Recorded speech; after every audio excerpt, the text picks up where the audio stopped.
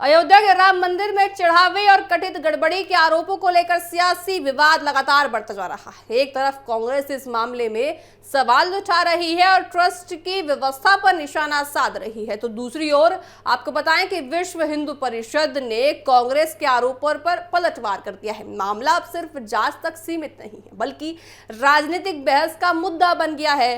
कांग्रेस नेता पवन खेड़ा ने राम मंदिर ट्रस्ट से जुड़े फैसलों और पर्दों को लेकर सवाल उठा दिया है। उन्होंने कृष्ण मोहन को ट्रस्ट का अंतरिम महासचिव बनाए जाने पर भी आपत्ति जता दी है।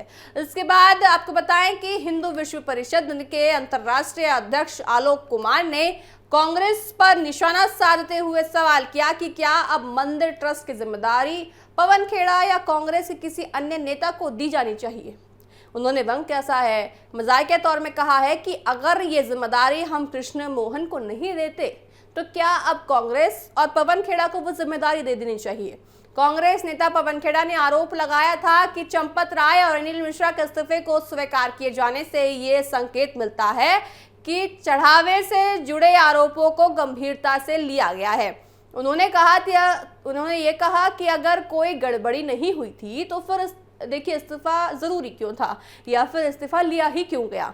पवन खेड़ा ने कृष्ण मोहन को महासचिव बनाए जाने पर भी सवाल अब उठा लिया है। उनका कहना था कि जिस मामले में सवाल खड़े हो रहे हैं उसमें पारदर्शिता और निष्पक्ष जांच सबसे ज्यादा जरूरी है।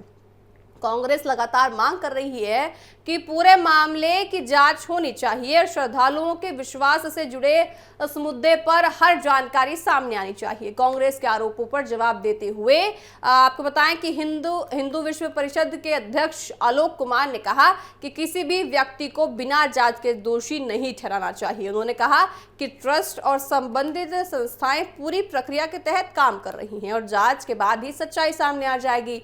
आलोक कुमार ने कांग्रेस पर सवाल उठाते हुए कहा कि अगर किसी को ट्रस्ट की व्यवस्था पर भरोसा नहीं है तो क्या इसकी जिम्मेदारी राजनीतिक दलों के नेताओं को अब सौंप देनी चाहिए। उन्होंने तंज कसते हुए पूछा कि क्या पवन खेड़ा या सुप्रीमो श्री नेता आपको बताएं को ट्रस्ट की जिम्मेदारी दे देनी चाहिए। उनका कहना था कि मंदिर ट्रस्ट का संचालन एक निर्धारित व्यवस्था के तहत होना चाहिए और फैसले उसी प्रक्रिया के अनुसार लिए जाने चाहिए।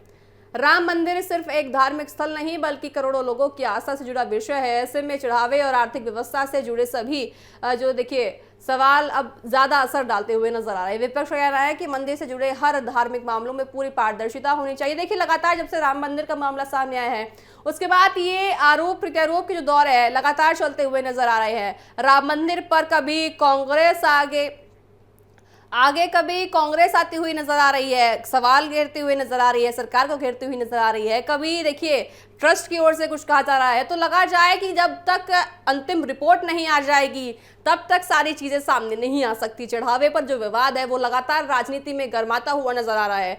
आरोप और जवाब के बीच राम मंदिर जो मामला है और ज्यादा गर्माता हुआ नजर आ रहा है। राम मंदिर चढ़ावा विवाद अब और ज्यादा सियासी घमासान में बदल रहा है। देखने वाली बात होगी कि जो राम मंदिर चढ़ावा विवाद है आखिर वो किस दिशा में और ज्यादा जाता हुआ नजर आएगा, और जब जांच आ जाएगी तो जांच में क्या कुछ नए तथ्य सामने आ पाएंगे और आने के बाद राजनीति में क्या कुछ बदलने वाला है ये देखना दिलचस्प होगा।